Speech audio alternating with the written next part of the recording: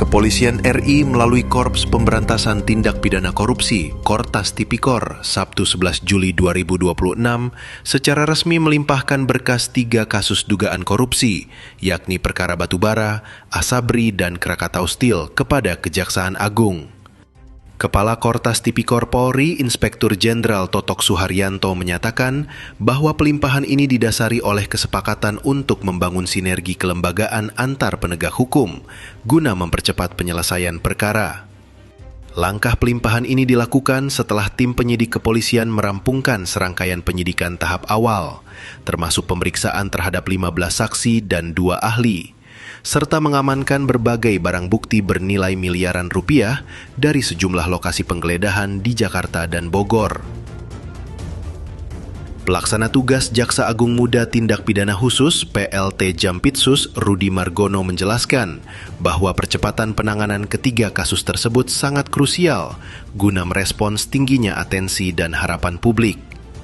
Ia menekankan pelimpahan dari kepolisian ke kejaksaan ini bertujuan untuk memaksimalkan pengembangan alat dan barang bukti, agar konstruksi hukum serta unsur kausalitas pidana menjadi jauh lebih kuat.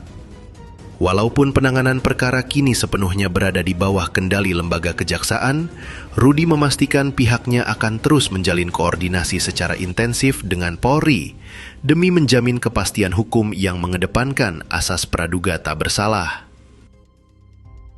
Secara formil akan menerima penyerahan penanganan perkara 3 perkara yang hari ini sebagai bentuk komitmen agar ada percepatan, profesionalisme dan sinergi dalam penanganannya.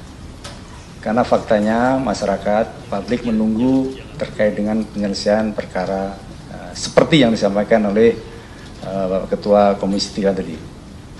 Apa yang disinergikan yang penting adalah untuk percepatan. Yang pertama, untuk pengembangan alat bukti untuk maksimalitas, kemudian pengembangan barang bukti. Dan yang lebih penting adalah sinergi.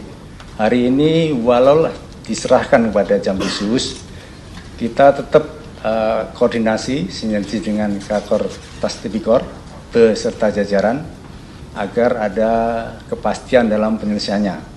Tentunya kami selaku penyidik, selaku Jampitsus akan memastikan alat bukti yang ada, barang bukti yang ada, hubungan kausalitas dengan apa yang disangkakan. Yang lebih penting juga kita tetap menghormati asas praduga tak bersalah.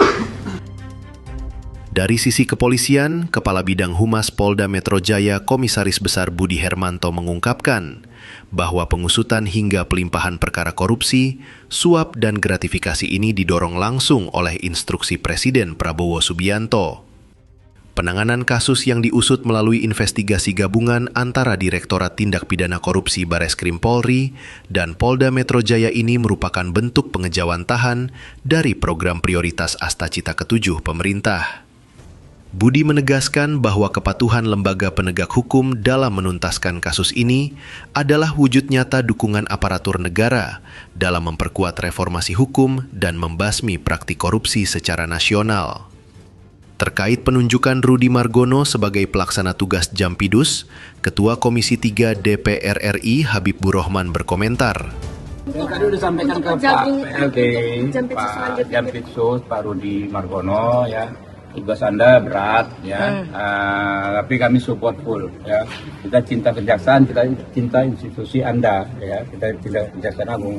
Jangan sampai tercoreng oleh perilaku oknum, ya. Saya pikir beliau orang yang berintegritas, dia punya track record sangat baik, dan kita yakin lah, ya, beliau akan kerja all out. Pihak kepolisian sebelumnya telah resmi menetapkan mantan Jampitsus Febri Adriansyah dan seorang pihak swasta berinisial DR sebagai tersangka berdasarkan hasil gelar perkara. Totok Suharyanto membeberkan bahwa Febri dijerat dengan pasal berlapis terkait dugaan tindak pidana korupsi, gratifikasi, dan pencucian uang saat ia masih memiliki wewenang sebagai penyelenggara negara dalam menangani perkara PT Asabri di Kejaksaan. Penetapan status tersangka terhadap mantan petinggi di Gedung Bundar tersebut mengemuka dan diproses secara hukum oleh kepolisian tidak lama setelah Febri mengundurkan diri dari jabatannya, Sabtu 11 Juli dini hari.